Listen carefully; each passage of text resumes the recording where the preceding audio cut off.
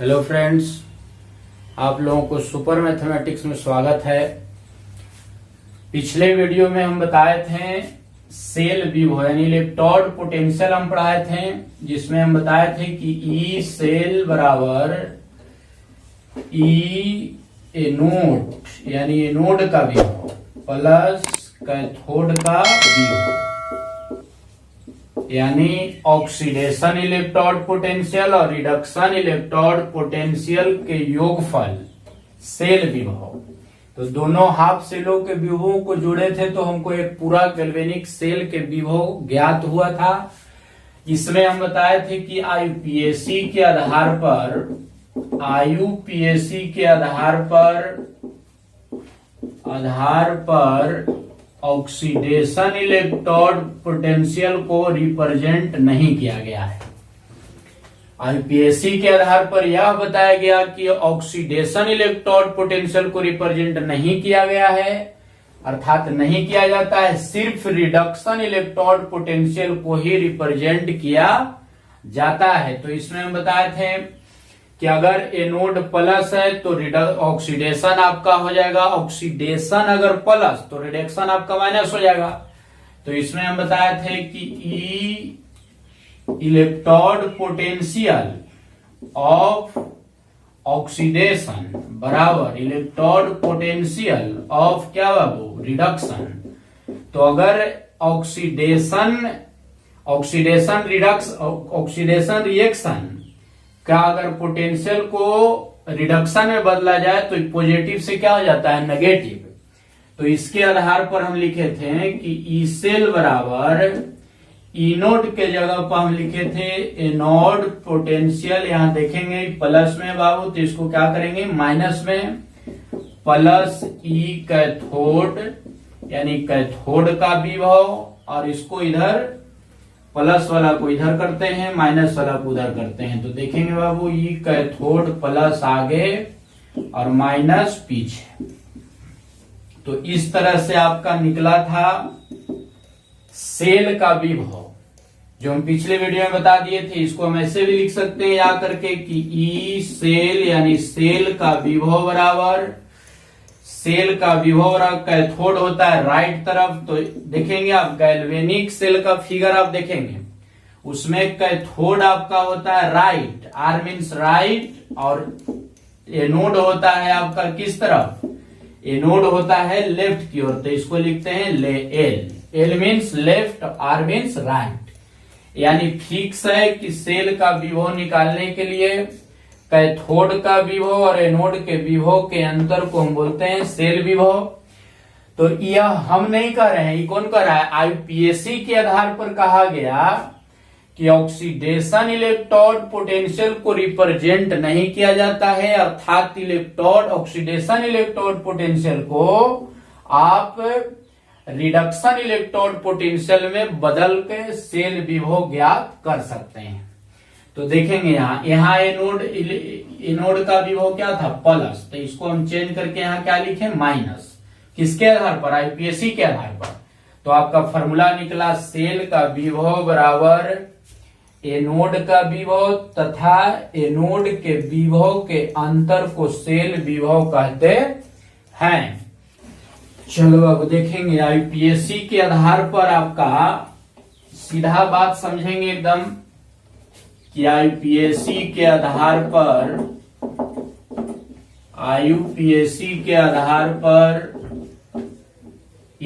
Oxidation electrode potential को represent नहीं करके बल्कि आपका रिडक्शन इलेक्ट्रोड पोटेंशियल को रिप्रेजेंट किया गया है। तो इसमें देखेंगे आईपीएसी के आधार पर ऑक्सीडेशन इलेक्ट्रोड पोटेंशियल को रिप्रेजेंट नहीं किया गया है, बल्कि रिडक्शन इलेक्ट्रोड पोटेंशियल को ही रिप्रेजेंट किया गया है। अब रहा बात कि आपका जो किताब में जो विभव दिल रहता है यानी दिया रहता है वो रिडक्शन इलेक्ट्रोड पोटेंशियल दिया रहता है। जैसे में आपका दिल रहेगा कि जेडएन का विभव कितना दिल रहेगा बाबू, तो -0.76 वोल्ट दिया रहेगा। कॉपर का आपका दिया रहेगा कितना कॉपर का दिया रहेगा प्लस 0.34 वोल्ट। आपका हाइड्रोजन का दिया रहेगा कितना बाबू, हाइड्रोजन का रहेगा प्लस 0.00 वोल्ट। आपका दिया रहेगा सिल्वर का कितना बाबू, सिल्वर का रहेगा प्लस 0.80 वोल्ट। आपका रहेगा सीसा का यानी लेड का दिया रहेगा माइनस 0.13 वोल्ट। तो जो आपका ये किताब में दिया रहेगा, किताब में आपका इस तरीके से बना के दिया रहेगा। तो आपको समझना है कि ये जो किताब में जो विभव दिया हुआ है वह है आपका रिडक्शन इलेक्ट्रोड पोटेंशियल दिया हुआ है। तो रिडक्शन इलेक्ट्रोड पोटेंशियल आपका दिया हुआ है, तो इसके सहारे हम निकाल सकते हैं ऑक्सीडेशन इलेक्ट्रोड पोटेंशियल, क्योंकि आपको पता है कि ऑक्सीडेशन के जस्ट उल्टा होता है रिडक्शन, या रिडक्शन के उल्टा होता है जस्ट ऑक्सीडेशन। तो आपका किताब में और बहुत सारा है, आप किताब में देखेंगे या फिर हम इसको अगले वीडियो में और सबका लिख देंगे। ये जो किताब का जो विभव दिया रहता है इस तरीके से, ये आपका दिया रहता है क्या, रिडक्शन इलेक्ट्रोड पोटेंशियल। ये आपको दिया रहता है कुछ रिडक्शन इलेक्ट्रोड पोटेंशियल। तो क्वेश्चन आपको ऐसे पूछेगा, क्वेश्चन आपका कैसे रहेगा ऑब्जेक्टिव बाबू, कि Zn का इलेक्ट्रोड पोटेंशियल, Zn का इलेक्ट्रोड पोटेंशियल बराबर वाट, यानी बताएं क्या होता है। तो जिंक का हमको इलेक्ट्रोड पोटेंशियल पूछा है, तो इसका मतलब है कि हमको रिडक्शन इलेक्ट्रोड पोटेंशियल पूछा, ये नहीं कि वो ऑक्सीडेशन इलेक्ट्रोड पोटेंशियल पूछा है। जिंक का इलेक्ट्रोड पोटेंशियल कहने का मतलब कि जो किताब में आपका दिया हुआ है, तो किताब में किसके आधार पर दिया रहता है, आईपीएससी के आधार पर रिडक्शन इलेक्ट्रोड पोटेंशियल दिया रहता है। लिख दे रहे हैं यहाँ कि दिया हुआ रहता है, दिया हुआ रहता है, जबकि ऑक्सीडेशन इलेक्ट्रोड पोटेंशियल किताब में आपका आईपीएससी के आधार पर नहीं दिया रहता है, इसलिए कि इसको रिप्रेजेंट नहीं किया गया है। किसके आधार पर बाबू, आईपीएससी के आधार पर। तो ये आपका दिया हुआ है कौन पोटेंशियल, रिडक्शन इलेक्ट्रोड पोटेंशियल। तो हमको क्वेश्चन देगा कि जिंक का इलेक्ट्रोड पोटेंशियल लिखें, तो आप लिखेंगे कितना बाबू, आप लिखेंगे रिडक्शन इलेक्ट्रोड पोटेंशियल। जिंक का जब इलेक्ट्रोड पोटेंशियल पूछेगा तो आप क्या लिखेंगे, रिडक्शन इलेक्ट्रोड पोटेंशियल, यानी कितना लिखेंगे बाबू, माइनस 0.76 वोल्ट लिखेंगे। अब इसमें क्वेश्चन हमको ऐसे मान लिया जाए कि हमें ऐसे करके दे कि जिंक का ऑक्सीडेशन इलेक्ट्रोड पोटेंशियल ज्ञात करें या बताएं। तो देखें, जिंक का सिर्फ इलेक्ट्रोड पोटेंशियल पूछा, तो हम क्या लिखेंगे, रिडक्शन वाला, यानी किताब में जो दिया हुआ है सारणी बना करके, वो बढ़ते क्रम में दिया हुआ है किताब में इलेक्ट्रोड पोटेंशियल। तो इसको हम लिखेंगे, जब खाली इलेक्ट्रोड पोटेंशियल पूछेगा तो हम सिर्फ दर्शाएंगे किसको, रिडक्शन इलेक्ट्रोड पोटेंशियल को। और अगर क्वेश्चन ऐसे पूछता है कि जिंक का ऑक्सीडेशन इलेक्ट्रोड पोटेंशियल बताएं, तो बताओ बाबू माइनस है, तो यहाँ पर क्या है, प्लस 0.76 वोल्ट, यानी ऑक्सीडेशन के जस्ट उल्टा, यानी रिडक्शन के जस्ट उल्टा। तो देखा रिडक्शन इलेक्ट्रोड पोटेंशियल आपका कितना है, माइनस 0.76 वोल्ट है। तब यहां पर आपका क्वेश्चन बदल दिया कि जिंक का ऑक्सीडेशन इलेक्ट्रोड पोटेंशियल ज्ञात करें, तो कितना लिखेंगे, माइनस है तो सिर्फ आप इसको प्लस कर देंगे। सिमिलरली उसी तरीका से अगर आपको ऐसे पूछता है कि कॉपर का इलेक्ट्रोड पोटेंशियल बताएं, कॉपर का इलेक्ट्रोड पोटेंशियल, कॉपर का क्या बताएं, इलेक्ट्रोड पोटेंशियल, तब बताओ इलेक्ट्रोड पोटेंशियल पूछा तो क्या पूछ रहा हो, रिडक्शन इलेक्ट्रोड पोटेंशियल पूछ रहा है। सिर्फ अगर देता है क्वेश्चन में कि इलेक्ट्रोड पोटेंशियल बताएं, तो आपको समझना है कि रिडक्शन इलेक्ट्रोड पोटेंशियल हमको पूछ रहा है। तो बताओ कितना दिया हुआ रहता है, तो कितना होगा ये 0.34 वोल्ट होगा, यानी हम लिखेंगे REP, यानी रिडक्शन इलेक्ट्रोड पोटेंशियल लिखेंगे। सिर्फ इलेक्ट्रोड पोटेंशियल पूछे तो आप समझेंगे कि रिडक्शन इलेक्ट्रोड पोटेंशियल हमको पूछ रहा है। अगर क्वेश्चन इस तरीके से देता है या में करके कि कॉपर का ऑक्सीडेशन इलेक्ट्रोड पोटेंशियल बताएं, तो ऑक्सीडेशन इलेक्ट्रोड पोटेंशियल आपको पूछा, लिखा, तो बताओ रिडक्शन इलेक्ट्रोड पोटेंशियल कितना है, प्लस, तो आप क्या लिखेंगे बाबू, माइनस 0.34 वोल्ट। ये प्लस तो माइनस, माइनस तो प्लस, चिन्ह को बदल देने से ऑक्सीडेशन इलेक्ट्रोड पोटेंशियल ज्ञात होगा। उसी तरीका से सुन लेंगे बाबू, यहाँ कहेगा कि जिंक का इलेक्ट्रोड पोटेंशियल, तो आपका दिया हुआ है, किताब में दिया रहता है रिडक्शन इलेक्ट्रोड पोटेंशियल, तो आपको पूछेगा कि जिंक का इलेक्ट्रोड पोटेंशियल, तो ये है, और नहीं तो ऐसे पूछेगा कि जिंक का रिडक्शन इलेक्ट्रोड पोटेंशियल, तो यही होगा आपका। लेकिन अगर कह दिया कि जिंक का ऑक्सीडेशन इलेक्ट्रोड पोटेंशियल बताएं, तो माइनस को क्या कर देंगे, हम प्लस कर देंगे।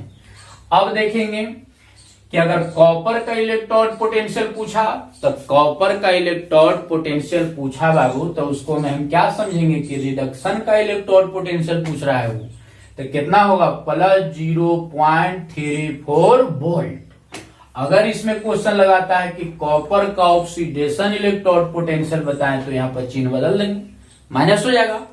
उसी तरीका से मान लिया कि लेड का पूछा कि लेड का ऑक्सीडेशन इलेक्ट्रोड पोटेंशियल बताएं, तो लेड का इलेक्ट्रोड पोटेंशियल बताने का मतलब क्या कि रिडक्शन इलेक्ट्रोड पोटेंशियल, तो आप यही लिखेंगे माइनस 0.13 वोल्ट। इसमें अगर पूछता है कि लेड का ऑक्सीडेशन इलेक्ट्रोड पोटेंशियल, तो चिन्ह को क्या कर देंगे, बदल देंगे। तो सिमिलरली समझे बाबू, इतना बात आपको समझ में आया होगा कि आईपीएससी के आधार पर ऑक्सीडेशन इलेक्ट्रोड पोटेंशियल को रिप्रेजेंट नहीं किया गया है, सिर्फ रिडक्शन इलेक्ट्रोड पोटेंशियल को ही रिप्रेजेंट किया गया है। तथा किताब में जो इलेक्ट्रोड पोटेंशियल दिया रहता है वह रिडक्शन इलेक्ट्रोड पोटेंशियल दिया हुआ रहता है। तो अगर इलेक्ट्रोड पोटेंशियल की बात करेगा तो हम समझेंगे रिडक्शन इलेक्ट्रोड पोटेंशियल, अगर ऑक्सीडेशन इलेक्ट्रोड पोटेंशियल की बात करेगा तो हम समझेंगे कि रिडक्शन इलेक्ट्रोड पोटेंशियल के उल्टा पूछ रहा है। तो समझेंगे बाबू, तो जैसे में देखेंगे यहाँ, तो यहाँ पर हम एक बना दे रहे हैं सारणी, इसके आधार पर आपको समझ में आना चाहिएगा। नोट में देखेंगे बाबू, समझेंगे कि जो किताब में आपका बुक में जो दिया रहता है वो आपका दिया रहता है रिडक्शन इलेक्ट्रोड पोटेंशियल। तो ये आपका दिया हुआ है, जेडन का कितना दिल है बाबू, माइनस 0.76 वोल्ट। कॉपर का आपका दिल है 0.34 वोल्ट। हाइड्रोजन का आपका दिया हुआ है प्लस 0.00 वोल्ट। एजी का आपका दिया हुआ है प्लस 0.80 वोल्ट। पीबी का आपका दिया हुआ है, लेड का आपको दिया है 0.13 वोल्ट। इस तरीके से बहुत सारा है, बहुत सारा इलेक्ट्रोड पोटेंशियल आपका किताब में पतला लाइन करके बना के दिया है, उसमें बढ़ते और घटते क्रम में सजाया है। तो वो जो सजाया है, जो दिया हुआ रहेगा, उसको क्या समझेंगे बाबू कि हमको दिया हुआ है रिडक्शन इलेक्ट्रोड पोटेंशियल दिया हुआ है, यानी अवकरण इलेक्ट्रोड विभव हमको दिया हुआ रहता है। किसके आधार पर, आईयूपीएसी के आधार पर, सिर्फ आईयूपीएसी के आधार पर। फिर से बाबू समझो इसको, फिर से समझेंगे। हम क्या बोले कि आईपीएसी के आधार पर ऑक्सीडेशन इलेक्ट्रोड पोटेंशियल को रिप्रेजेंट नहीं किया गया है, बल्कि रिडक्शन इलेक्ट्रोड पोटेंशियल को ही रिप्रेजेंट किया गया है। इसलिए जो बुक में दिया हुआ रहता है इलेक्ट्रोड पोटेंशियल, वो आपका दिया रहता है रिडक्शन इलेक्ट्रोड पोटेंशियल। तो रिडक्शन इलेक्ट्रोड पोटेंशियल इस तरह से आपका दिया हुआ है। तो बताओ ऑक्सीडेशन इलेक्ट्रोड पोटेंशियल हम आसानी से निकाल लेंगे सबका। ऑक्सीडेशन इलेक्ट्रोड यानी अवकरण इलेक्ट्रोड विभव हम आसानी से निकाल लेंगे। जैसे हमको या में ऐसा पूछ सकता है कि इलेक्ट्रोड पोटेंशियल बताओ, जिंक का इलेक्ट्रोड पोटेंशियल, तो आप लिखेंगे reduction electrode potential. Electrode potential पूछे बाबू तो क्या समझेंगे कि रिडक्शन इलेक्ट्रोड पोटेंशियल ही हमको पूछ रहा है। इलेक्ट्रोड पोटेंशियल या रिडक्शन इलेक्ट्रोड पोटेंशियल, क्वेश्चन का अर्थ यही होता है। अब हमको रहा कि जिंक का ऑक्सीडेशन इलेक्ट्रोड पोटेंशियल बताओ। जब वो कहेगा क्वेश्चन में कि जिंक धातु का ऑक्सीकरण इलेक्ट्रोड विभव ज्ञात करें, तो जिंक का रिडक्शन इलेक्ट्रोड पोटेंशियल इतना होता है, तो इसको चिन्ह को बदल देंगे इतना वोल्ट। अगर कॉपर का ऑक्सीडेशन इलेक्ट्रोड पोटेंशियल पूछे तो रिडक्शन आपका इतना है, तो क्या लिखेंगे बाबू, यहाँ प्लस है तो यहाँ माइनस करेंगे, माइनस 0.34 वोल्ट। अगर आपको पूछता है कि हाइड्रोजन का इलेक्ट्रोड पोटेंशियल बताएं, तो हाइड्रोजन आपका प्लस है तो हो जाएगा माइनस 0.00 वोल्ट। अब बताओ बाबू Ag का इलेक्ट्रोड ऑक्सीडेशन इलेक्ट्रोड पोटेंशियल तो कितना है बाबू, यहाँ देखो प्लस 0.80 वोल्ट है, तो क्या हो जाएगा माइनस 0.80 वोल्ट। अब देखेंगे बाबू सीसा यानी लेड का रिडक्शन इलेक्ट्रोड पोटेंशियल माइनस है, तो हमको ऑक्सीडेशन इलेक्ट्रोड पोटेंशियल क्या आ जाएगा 0.13 वोल्ट। ये आपका इस तरह से आप रिडक्शन इलेक्ट्रोड पोटेंशियल से ऑक्सीडेशन इलेक्ट्रोड पोटेंशियल में चेंज कर सकते हैं। तो किताब में आपका है और बहुत सारा है, उसको आप बनाएंगे इस तरीके से। हम एक बार और बोल दे रहे हैं कि किताब में जो इलेक्ट्रोड पोटेंशियल दिया हुआ है वो रिडक्शन इलेक्ट्रोड पोटेंशियल है। उस सब इलेक्ट्रोड पोटेंशियल को आप चेंज करेंगे ऑक्सीडेशन इलेक्ट्रोड पोटेंशियल में, चिन्ह को सिर्फ क्या करना है, बदल देना है। इसलिए कि ऑक्सीडेशन का उल्टा रिडक्शन है, रिडक्शन का उल्टा ऑक्सीडेशन। अब देखा एकरा में एक बात और कि इलेक्ट्रोड पोटेंशियल कहेगा क्वेश्चन में, तो आप समझेंगे कि रिडक्शन इलेक्ट्रोड पोटेंशियल पूछ रहा है। अगर उसमें क्वेश्चन में कह देता है कि ऑक्सीडेशन इलेक्ट्रोड पोटेंशियल, तब हम समझेंगे कि रिडक्शन के उल्टा वाला जो विभव होगा, जो इलेक्ट्रोड विभव होगा, वह है आपका ऑक्सीडेशन इलेक्ट्रोड विभव कहलाएगा। इसको स्क्रीनशॉट ले या उतारे बाबू, तो फिर आगे बढ़ते हैं। चलो बाबू हो गया, देखते हैं आगे।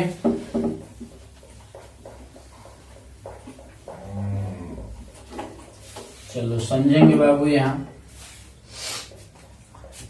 देखा थोड़ा सा बाबू समझियो यहाँ कि रिडक्शन इलेक्ट्रोड पोटेंशियल या इलेक्ट्रोड पोटेंशियल यानी इलेक्ट्रोड पोटेंशियल कहने से रिडक्शन इलेक्ट्रोड पोटेंशियल का बोध होता है।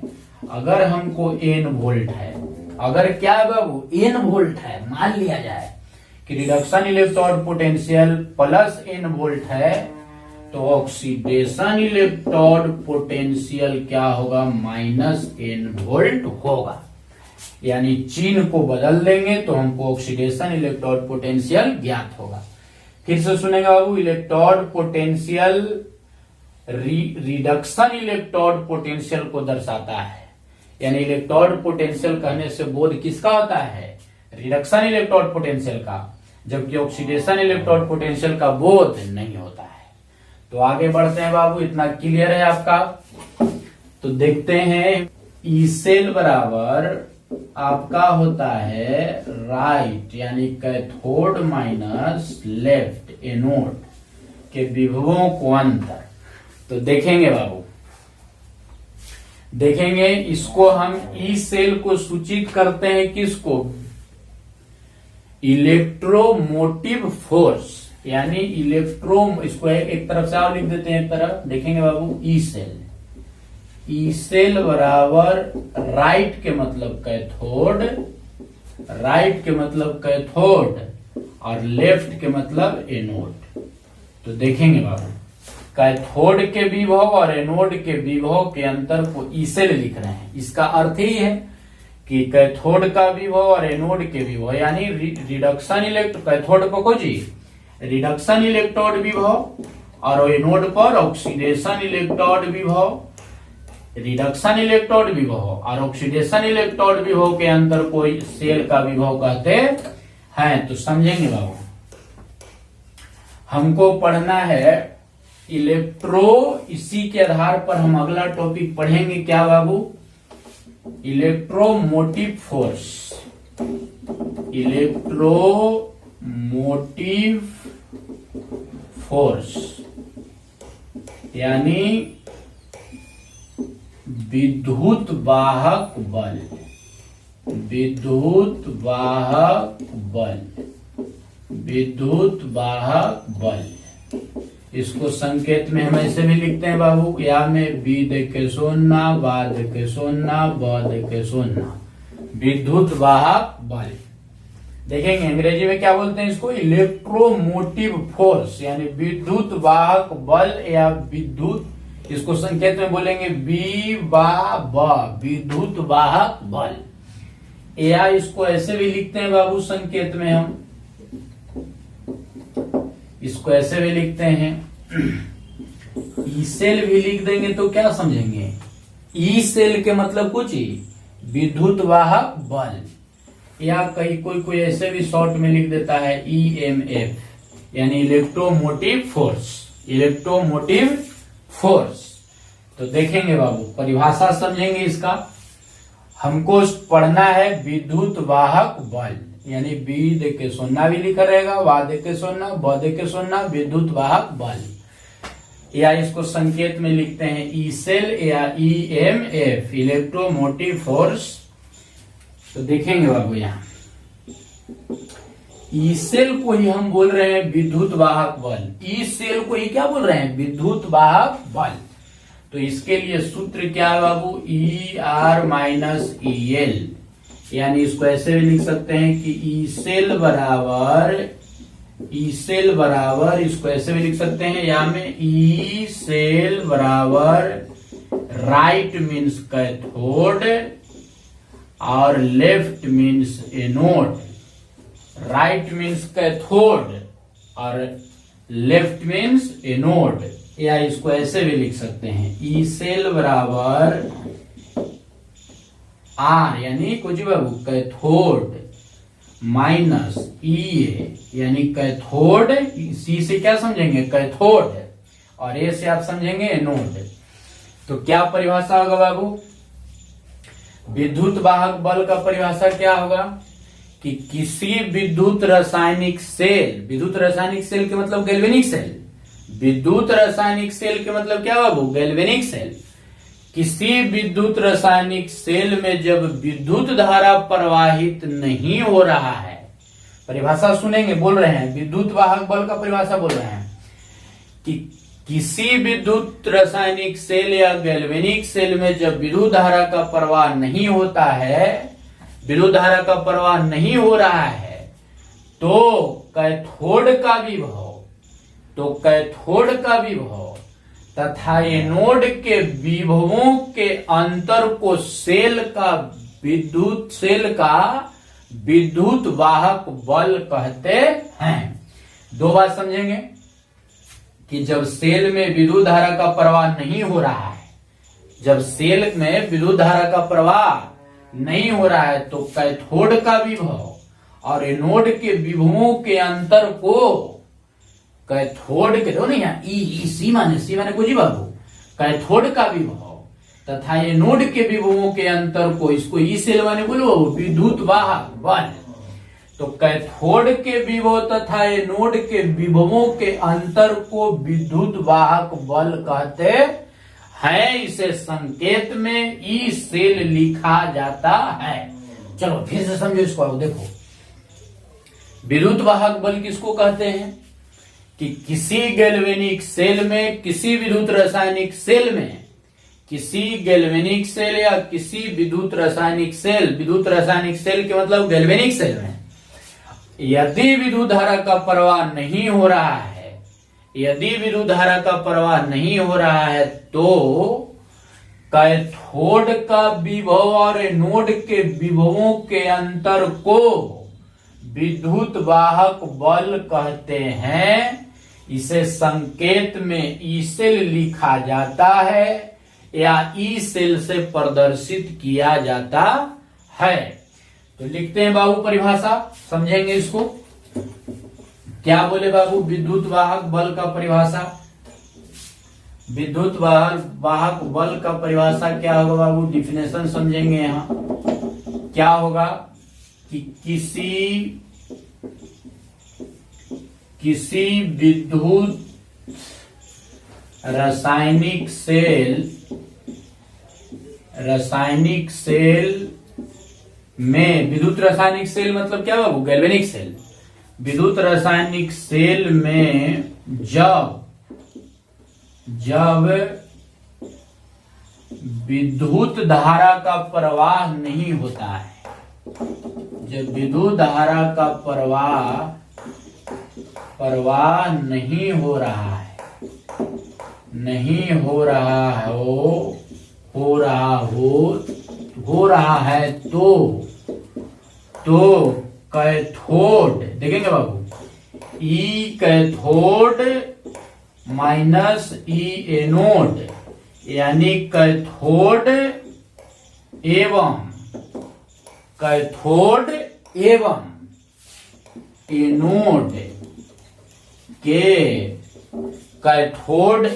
एनोड के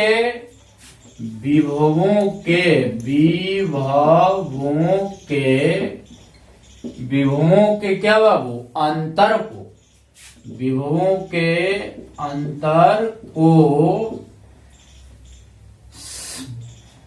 सेल का विद्युत वाहक बल कहते हैं। विद्युत वाहक बल, विद के सुनना, बाद के सुनना, बद के सुनना, बल कहते हैं। इसे ई सेल द्वारा प्रदर्शित किया जाता है या सूचित किया जाता है या लिखा जाता है या संकेत में लिखा जाता है, प्रदर्शित किया जाता है। समझेंगे बाबू? आपका क्वेश्चन रहेगा,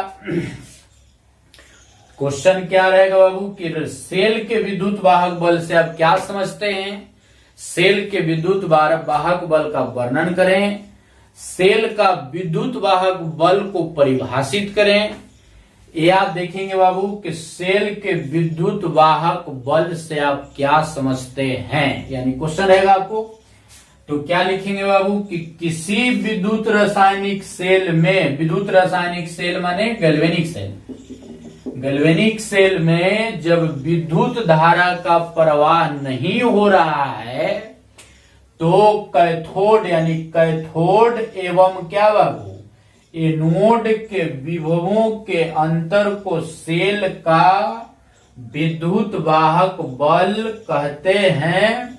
इसे संकेत में या इसे ई सेल द्वारा प्रदर्शित किया जाता है। हम बोले हैं कि कोई किताब में ईएमएफ भी लिख देता है, तो ईएमएफ के मतलब क्या समझेंगे बाबू? ईएमएफ के मतलब क्या समझेंगे कि इलेक्ट्रोमोटिव फोर्स, इलेक्ट्रोमोटिव फोर्स। अर्थात इसको सूत्र लिख देंगे बाबू नीचे। हम क्या लिखेंगे कि ई सेल बराबर कैथोड का विभव माइनस एनोड का विभव।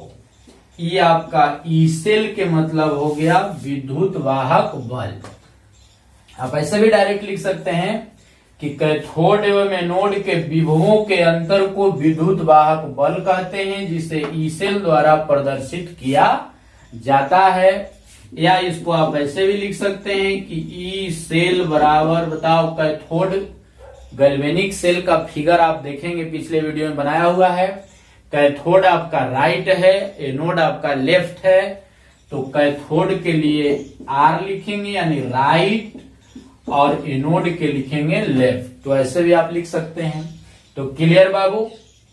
फिर से सुन लो कि किसी सेल में जब विद्युत धारा का प्रवाह नहीं होता, माने किसी सेल कहने से गैल्वेनिक सेल का बोध होगा, समझेंगे आप। किसी गैल्वेनिक सेल में जब विद्युत धारा का प्रवाह नहीं होता है तो कैथोड एवं एनोड के विभवों के अंतर को सेल का विद्युत वाहक बल कहते हैं। इसे ई सेल द्वारा प्रदर्शित किया जाता है, यानी कैथोड के विभव तथा एनोड के विभवों के अंतर को सेल का विद्युत वाहक बल कहते हैं। तो क्वेश्चन आपका रहेगा कि विद्युत वाहक बल यानी ई सेल को प्रभावित करने वाले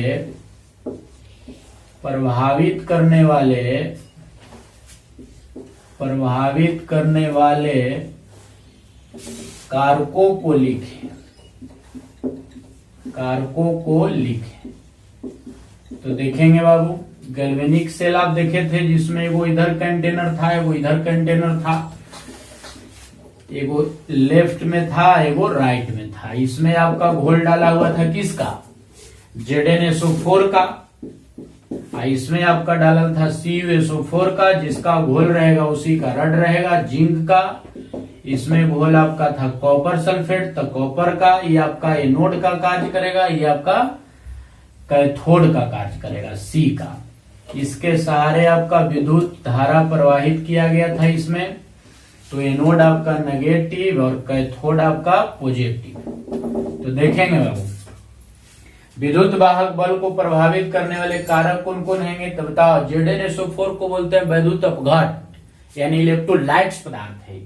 CuSO4 इलेक्ट्रोलाइट्स पदार्थ है। तो क्या लिखेंगे पहला बाबू? नेचर ऑफ इलेक्ट्रोलाइट्स यानी वैद्युत अपघट्ट की प्रकृति, वैद्युत अपघट्ट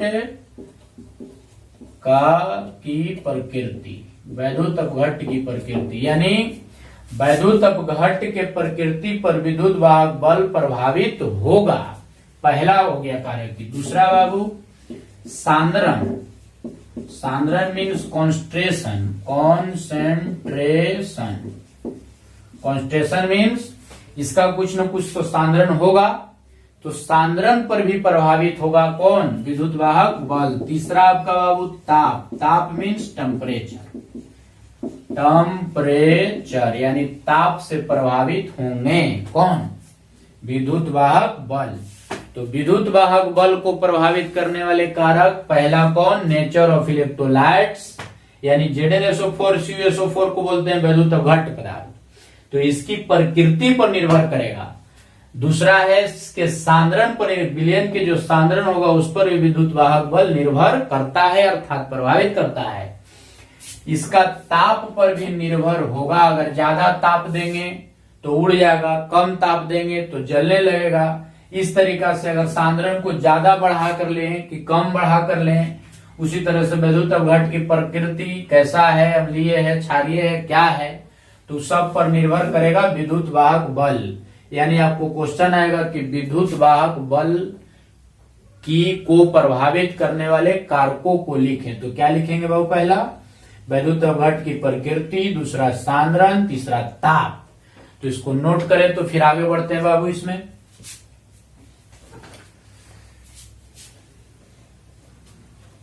फिर देखेंगे बाबू आगे। अब एक बात समझेंगे आप, इसमें एक बात समझेंगे कि हमको ई सेल निकालना है यानी सेल का विद्युत वाहक बल ज्ञात करना है। एकदम शॉर्ट में समझेंगे इसको कि क्या करना है हमको। सेल का विद्युत वाहक बल हमको ज्ञात करना है। सेल का विद्युत वाहक बल ज्ञात करना है। तो इसके लिए हम क्या करेंगे? हम करेंगे, चाहे कोई लड़का भी करेगा, क्या करेगा? तीन बात ध्यान देंगे आप। उन्होंने क्या करेगा कि सांद्रण ले लेगा, कोई ले लिया 1 मोल, कोई ले लेगा 2 मोल, कोई ले लिया 3 मोल, कोई ले लिया 5 मोल। कोई ताप लेगा, कोई ले लिया कोई 1 डिग्री सेल्सियस, कोई 20 डिग्री सेल्सियस, कोई 30 डिग्री सेल्सियस, कोई दाब लिया। कोई कहेगा कि नहीं हम 25 दाब का मात्रा क्या हो? बार। तो कोई 2 बार पर बनाएगा, कोई 3 बार लिया, कोई 4 बार लिया। बार माने कोई बाबू दाब की मात्रा। तो देखो ई सेल को ज्ञात करने के लिए कोई लड़का कहा कि नहीं हम 1 मोलर सांद्रण लेकर बनाएंगे, कोई कहा कि नहीं हम 2 मोलर सांद्रण लेकर बनाएंगे, कोई 3 मोलर, कोई 5 मोलर। इस तरीके से भिन्न भिन्न मोलर सांद्रण पर लेकर के ई सेल को ज्ञात करना चाहा। तो बताओ कोई ताप भिन्न भिन्न ले लिया, कोई दाब भिन्न भिन्न ले लिया, कोई सांद्रण भिन्न भिन्न ले लिया, तो उसका विद्युत वाहक बल का मान भी तो भिन्न भिन्न आएगा ना बाबू। कोई 1 मोल पर बनाएगा तो उसका आंसर कुछ आएगा, कोई 2 मोल पर बनाएगा तो उसका आंसर कुछ आएगा, कोई 3 मोल पर बनाएगा तो उसका आंसर कुछ आएगा, जबकि किताब में आपका आंसर 1 होता है। तो ये सब कंडीशन को देखते हुए, इस सब से तंग आते हुए, इस सब से तंग होते होते होते एक और इलेक्ट्रोड विभव का निर्माण किया गया, जिसे मानक इलेक्ट्रोड विभव कहते हैं, जिसमें सांद्रण, ताप और दाब को फिक्स किया गया कि नहीं, इतने सांद्रण, इतने ताप, इतने दाब पर विद्युत वाहक बल को ज्ञात करना है। फिर से सुनेंगे बाबू कि भिन्न भिन्न सांद्रण, भिन्न भिन्न ताप एवं भिन्न भिन्न दाब को लेकर विद्युत वाहक बल ज्ञात करने के फलस्वरूप विद्युत वाहक बल का मान भिन्न भिन्न प्राप्त होता है। इस कथन को देखते हुए, इस स्थिति को देखते हुए, इससे तंग आते हुए एक और इलेक्ट्रोड विभव का निर्माण किया गया, जिसे मानक इलेक्ट्रोड विभव कहते हैं, जिसमें सांद्रण, ताप और दाब को फिक्स किया गया कि 1 मोल सांद्रण लेना है, 298 केल्विन ताप लेना है, और ताप और दाब को एकदम फिक्स कर दिया गया कि सांद्रण आपको लेना है 298 केल्विन, दाब लेना है 1 बार, ताप लेना है 298 केल्विन। तो फिर से सुने बाबू कि कोई लड़का कुछ मोलर पर, कोई लड़का कुछ ताप पर, कोई लड़का कुछ बार पर, यानी भिन्न भिन्न सांद्रण, भिन्न भिन्न ताप, भिन्न भिन्न दाब पर। फिर से बोल रहे हैं, इसको समझेंगे कि विद्युत वाहक बल को ज्ञात करने में कठिनाई होने लगा। क्या होने लगा? क्या होने लगा कि भिन्न भिन्न सांद्रण, भिन्न भिन्न ताप एवं भिन्न भिन्न दाब पर विद्युत वाहक बल को ज्ञात करने के फलस्वरूप विद्युत वाहक बल का मान भिन्न भिन्न प्राप्त होता है। इस स्थिति को देखते हुए, इससे तंग आते हुए, इस कथन से तंग आते हुए, इस मान से असंतुष्ट होते हुए एक और इलेक्ट्रोड का निर्माण किया गया, जिसे मानक इलेक्ट्रोड विभव कहते हैं, जिसमें सांद्रण, ताप और दाब को फिक्स किया गया। तो हम आगे बढ़े बाबू, ओवरऑल इसको बोल रहे हैं, समझेंगे कि विद्युत भिन्न भिन्न सांद्रण, सुनेंगे बाबू, भिन्न भिन्न सांद्रण, भिन्न भिन्न ताप एवं भिन्न भिन्न दाब पर विद्युत वाहक बल का मान प्राप्त करने पर विद्युत वाहक बल का मान भिन्न भिन्न प्राप्त होता है। तो इस स्थिति को देखते हुए, इससे तंग होते हुए एक और इलेक्ट्रोड का निर्माण किया गया, जिसे मानक इलेक्ट्रोड विभव कहते हैं, जिसमें यानी मानक इलेक्ट्रोड विभव में सांद्रण, ताप और दाब को फिक्स रखा गया है, अर्थात उस फिक्स वैल्यू पर विद्युत वाहक बल का मान सामान्यजनक यानी संतुष्टजनक प्राप्त होता है। इसलिए मानक इलेक्ट्रोड विभव का निर्माण किया गया। भिन्न भिन्न सांद्रण, भिन्न भिन्न ताप एवं भिन्न भिन्न दाब पर विद्युत वाहक बल का मान भिन्न भिन्न प्राप्त होता है। इस स्थिति को देखते हुए, इससे तंग आते हुए एक नए इलेक्ट्रोड का निर्माण किया गया, जिसे स्टैंडर्ड इलेक्ट्रोड विभव कहते हैं, जिसमें सांद्रण, ताप दाब और क्या बाबू फिक्स किया गया। जैसे देखेंगे स्टैंडर्ड इलेक्ट्रोड विभव, स्टैंडर्ड इलेक्ट्रोड विभव, स्टैंडर्ड इलेक्ट्रोड पोटेंशियल, यानी इसको बोलते हैं मानक माने मानकर फिक्स किया गया, मानक इलेक्ट्रोड विभव। चलो बाबू सुनेंगे यहाँ मानक इलेक्ट्रोड विभव का निर्माण क्यों किया गया? क्योंकि विद्युत वाहक बल का मान हमको भिन्न भिन्न प्राप्त हो रहा था। इसलिए प्राप्त हो रहा था कि कोई लड़का, कोई हम चाहे कोई कहे कि नहीं हम 1 मोल पर बनाएंगे, 2 मोल पर बनाएंगे, कोई 5 मोल पर, कोई कहे कि नहीं हम 30 डिग्री ताप पर बनाएंगे, कोई 40 डिग्री सेल्सियस पर, कोई कुछ पर, कोई दाब कुछ ले ले, तो विद्युत वाहक बल का मान भी तो भिन्न भिन्न आएगा ना। तो भिन्न भिन्न विद्युत वाहक बल का मान भिन्न भिन्न आ रहा था, जो संतुष्टिजनक नहीं था। इसलिए मानक इलेक्ट्रोड विभव का निर्माण किया गया, जिसमें सांद्रण फिक्स है 1 मूल, जिसमें ताप फिक्स है 25 डिग्री सेल्सियस, यानी कह सकते हैं 298 केल्विन, क्योंकि सेल्सियस से केल्विन में बदलने के लिए 273 जोड़ा जाता है, तो 25 में 273 जोड़ो तो 298 केल्विन। और इसमें दाब भी फिक्स था, कितना बाबू? 1 बार के बार 1 बार फिक्स था। तो मानक इलेक्ट्रोड विभव इसीलिए निर्माण किया गया कि मान करके इसमें फिक्स कर दिया, मानक माने मान करके, सांद्रण फिक्स कर दिया कि तुमको जब भी बनाना है इलेक्ट्रोड यदि विद्युत वाहक बल ज्ञात करना है तो सांद्रण 1 मोल लेना, ताप 298 केल्विन लेना और दाब आप 1 बार लेंगे। कितना लेंगे? मानक इलेक्ट्रोड विभव में सांद्रण एकदम फिक्स कर दिया गया कि 1 मोल लेना है, ताप आपको 25 डिग्री सेल्सियस लेना है, दाब आपको 1 बार लेना है। तो विद्युत वाहक बल का भी मान हमको फिक्स मिलेगा, इसीलिए मानक इलेक्ट्रोड विभव का निर्माण किया गया। तो हम बोल रहे हैं, सुनेंगे कि भिन्न भिन्न सांद्रण, भिन्न भिन्न ताप एवं भिन्न भिन्न दाब पर विद्युत वाहक बल का मान भिन्न भिन्न प्राप्त होता है। तो इस स्थिति को देखते हुए, इससे तंग आते हुए एक नए इलेक्ट्रोड का निर्माण किया गया, जिसे मानक इलेक्ट्रोड विभव कहते हैं, जिसमें सांद्रण ताप और दाब को फिक्स किया गया है। क्लियर बाबू? तो हम पढ़ते हैं मानक इलेक्ट्रोड विभव क्या है। तो आगे पढ़ते हैं बाबू, मानक इलेक्ट्रोड विभव क्या है। तो समझेंगे स्टैंडर्ड इलेक्ट्रोड विभव, स्टैंडर्ड इलेक्ट्रोड विभव, इलेक्ट्रोड पोटेंशियल, मानक इलेक्ट्रोड विभव, यानी मान करके फिक्स किया, मानक इलेक्ट्रोड विभव। देखेंगे बाबू क्या लिखे बाबू कि 298 केल्विन ताप पर 1 मोल सांद्रण वाले विलयन में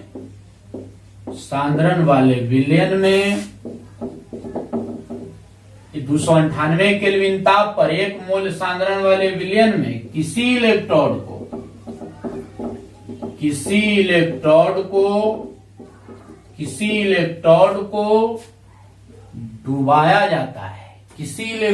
को डुबाया जाता है, डुबाया जाता है, तो उसे उत्पन्न, यानी डुबाने के फलस्वरूप उत्पन्न विभव मानक इलेक्ट्रोड विभव कहलाता है, मानक इलेक्ट्रोड विभव कहलाता है। चलो बाबू फिर से देखिए अब कि 298 यानी ताप को फिक्स किया, सांद्रण को फिक्स किया, दाब भी आप लिख सकते हैं कि 1 दाब पर 298 केल्विन ताप एवं 1 बार दाब पर 1 मोल सांद्रण वाले विलयन में किसी इलेक्ट्रोड को डुबाया जाता है, तो उसे उत्पन्न विभव मानक इलेक्ट्रोड विभव कहलाता है। इसे ई नॉट सेल या ई जीरो सेल भी पढ़ो, ई नॉट सेल से दर्शाया जाता है, चलो बाबू तो समझेंगे। यहाँ हम पढ़े हैं, चूंकि अर्थात लिख देगा यहाँ कि ई सेल बराबर आपका है कब? जब ताप दाब सांद्रण फिक्स नहीं था, यानी ऑक्सीडेशन रिडक्शन में, तो क्या था? ई कैथोड माइनस ई एनोड, यही ना था आपका। कब? जब फिक्स नहीं था तब। तो ये ऑक्सीडेशन रिडक्शन के लिए था। कब ही था? जब ताप दाब और सांद्रण फिक्स नहीं था तब। लेकिन अब तो इलेक्ट्रोड हमको लिखना है मानक इलेक्ट्रोड विभव, तो इसलिए इसको लिखेंगे ई नॉट सेल बराबर ई नॉट कैथोड का विभव, है ना, स्टैंडर्ड विभव, यानी कैथोड का स्टैंडर्ड विभव माइनस एनोड का स्टैंडर्ड विभव के अंतर को मानक इलेक्ट्रोड विभव कहते हैं। आप ऐसे ही बोल सकते हैं कि अब बोलो विद्युत वाहक बल को ज्ञात करने के लिए मानक इलेक्ट्रोड विभव इसलिए लाया गया कि विद्युत वाहक बल जब भी ज्ञात करेंगे तो हम कितना ताप पर ज्ञात करेंगे बाबू, 25 डिग्री सेल्सियस या 298 केल्विन ताप। एक के बात है, क्योंकि सेल्सियस से केल्विन में बदलने के लिए 273 को जोड़ा जाता है। तो 298 केल्विन ताप आपका फिक्स हो गया जब निकालो विद्युत वाहक बल। सांद्रण आपका फिक्स हो गया 1 मोल और आपका दाब फिक्स हो गया 1 बार। तो किसी इलेक्ट्रोड को डुबाया जाता है तो उसे उत्पन्न विभव का मान, उत्पन्न विभव मानक इलेक्ट्रोड विभव कहलाता है, जिसे ई नॉट सेल या ई जीरो सेल से दर्शाया जाता है। तो ये आपका कब था, जब ऑक्सीडेशन रिडक्शन इलेक्ट्रोड विभव पढ़ रहे थे, जिसमें ताप दाब सांद्रण फिक्स नहीं था, तो ये था। और यहाँ फिक्स किया गया तो आपका ई नॉट लगा दिया, यानी फिक्स कर दिया गया ताप दाब और सांद्रण। अब सुनो बाबू, मानक इलेक्ट्रोड विभव यानी ई नॉट सेल का मान कभी भी हमेशा 0 से बड़ा होता है। ई नॉट सेल का मान हमेशा 0 से बड़ा होता है, अर्थात पॉजिटिव होता है। तो का लिखेंगे बाबू कि विद्युत वाहक बल का मानक इलेक्ट्रोड विभव हमेशा 0 से अधिक होता है, अर्थात पॉजिटिव होता है। तो मानक इलेक्ट्रोड विभव आप नोट करें। इसके बाद बाबू चलो आगे देखते हैं बाबू। हम अब समझ गए कि मानक इलेक्ट्रोड विभव कहेगा तो परिभाषा क्या लिखेंगे कि 298 केल्विन ताप पर 1 मोलर सांद्रण में किसी इलेक्ट्रोड को डुबाया जाता है तो उससे उत्पन्न विभव क्या कहलाता है बाबू। देखेंगे थोड़ा सा गिब्स एनर्जी के बारे में। Gibbs energy, Gibbs free energy, Gibbs free energy यानी गिब्स मुक्त ऊर्जा। गिब्स मुक्त ऊर्जा, गिब्स मुक्त ऊर्जा के बारे में देखते हैं कि गिब्स मुक्त ऊर्जा क्या है। इसको हम सूचित करते हैं डेल्टा जी से। डेल्टा जी से। तो एक बात बताओ बाबू, हम बोले थे गैल्वेनिक सेल की बात याद करो। उसमें हम बोले थे बाबू कि गैल्वेनिक सेल में स्वतः अभिक्रिया संपन्न होता है। तो जब स्वतः अभिक्रिया संपन्न होगा तो गिब्स ऊर्जा का मान पॉजिटिव होगा। और यदि देखा इनमें स्वतः रिएक्शन अगर होता है तो स्वतः रिएक्शन होता है तो इसका गिब्स ऊर्जा यानी कार्य जो होगा माइनस होगा। अब अगर स्वतः रिएक्शन उत्पन्न नहीं होता है, स्वतः रिएक्शन नहीं होता है तो इसका मान पॉजिटिव होगा। तो फिक्स बात है बाबू कि गैल्वेनिक सेल में हम बोले थे कि स्पॉन्टेनियस रिएक्शन संपन्न होता है, तो स्वतः रिएक्शन संपन्न हो रहा है तो इसका गिब्स एनर्जी क्या होगा, नेगेटिव होगा। तो सुनेंगे बाबू, बोले भी थे कि गिब्स एनर्जी नेगेटिव होता है। तो देखा, मान लिया कि है इसमें कोई बाहर से हम ऊर्जा नहीं दे रहे हैं, तो बाहर से जब ऊर्जा नहीं देंगे तो इसका स्वयं का ऊर्जा खपत होगा कार्य करने में। इसमें देखेंगे, इसमें हम क्या कर रहे हैं, बाहर से ऊर्जा दे रहे हैं। तो बाहर से ऊर्जा दे रहे हैं तो इसका ऊर्जा तो बाहर से मिल रहा है तो इसका ऊर्जा पॉजिटिव होगा। और इसमें बाहर से ऊर्जा हम दे ही नहीं रहे हैं, तो नहीं दे रहे हैं तो इसका ऊर्जा क्या होगा बाबू, नेगेटिव होगा। तो गैल्वेनिक सेल में स्वतः रिएक्शन संपन्न होता है, इसलिए गिब्स एनर्जी नेगेटिव होता है। तो क्या लिखेंगे बाबू, सुनेगा यहां देखिएगा। गिब्स एनर्जी के बारे में समझेंगे थोड़ा सा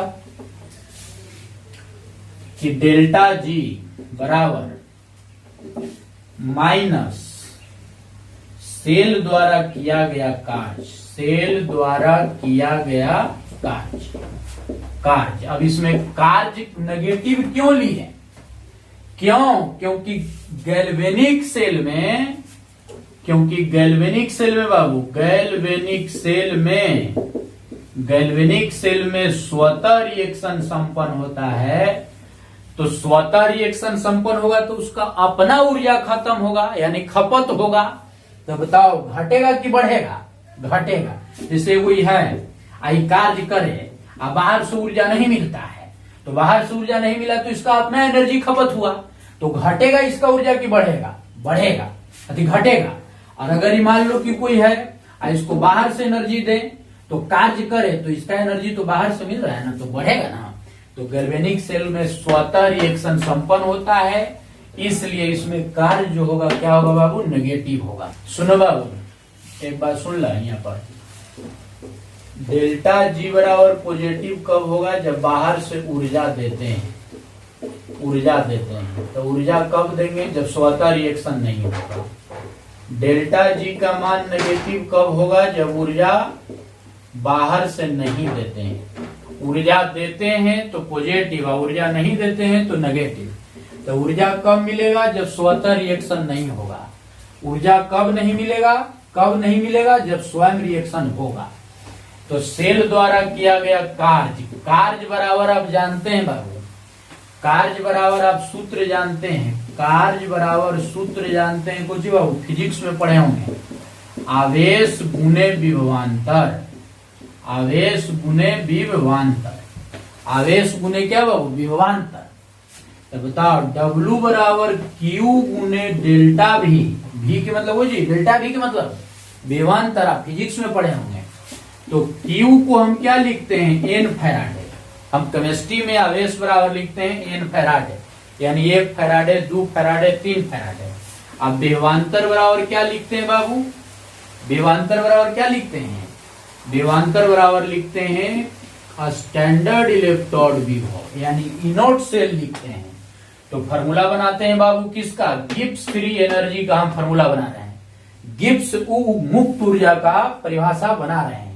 तो बताओ कार्य को खोजी से W से, तो बताओ डेल्टा जी बराबर हमको नेगेटिव कार्य कर रहा है तो -W मिलेगा ना बाबू। क्यों -W मिला, क्योंकि गैल्वेनिक सेल में स्वतः ऊर्जा, स्वतः रिएक्शन संपन्न होता है, तो बाहर से ऊर्जा नहीं मिल रहा है तो इसका अपना ऊर्जा खपत होगा, इसलिए इसका कार्य क्या होगा, नेगेटिव होगा।